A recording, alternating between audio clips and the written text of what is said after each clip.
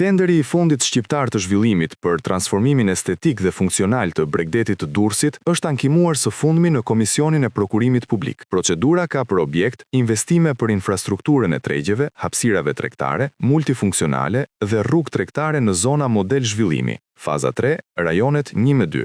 Ndërhyrje për rritjen e ofertës turistike dhe për përmirësimin funksional dhe estetik të Bregdetit, Bashkia Durrës, me fond limit 540 milion lek, ose rreth 5.5 milion euro. Ankesa ka të bëjë me vlerësimin e ofertave nga Komisioni i Vlerësimit të Ofertave gjatë procedurës së hapur të zhvilluar nga 4 deri më 22 dhjetor 2025 dhe tani vendimi mbetet në dorë të KPP-s për të përcaktuar hapat e mëtejshëm. Projekti synon të transformojë zonën bregdetare të Durrësit në një destinacion bashkohor turistik, rekreativ dhe urban, duke ndërmarrë ndërhyrje arkitekturore dhe urbane të planifikuara me kujdes. Ai përfshin rivelimin e një sipërfaqeje prej rreth 544.000 metra katror nga porti i Durrësit deri te Kavalishenca, me qëllim zgjerimin e plazhit ekzistues dhe krijimin e një parku linear të gjelbër përgjatë vijës bregdetare. Projekti përfshin gjithashtu zhvillimin e hapësirave publike shumë funksionale dhe integrimin e infrastrukturave të reja rekreative dhe sportive. Gjatësia e zonës së ndërhyrjes është rreth 2.8 kilometra, me zgjerim të vijës bregdetare deri në 100 metra drejt detit, duke krijuar hapësira të reja publike për banorët dhe vizitorët. Përmes këtyre ndërhyrjeve, projekti synon të rrisë ofertën turistike të qytetit, të përmirësojë funksionalitetin urban dhe të ofrojë një ambient më tërheqës për rekreacion dhe aktivitete sociale. Në thelb, ky projekt është pjesë e një strategjie më të gjerë të FSZ-s për zhvillimin e zonave bregdetare, duke synuar jo vetëm përmirësimin estetik, por edhe rritjen e kapaciteteve të turizmit dhe integrimin e hapësirave publike në jetën urbane të qytetit të Durrësit.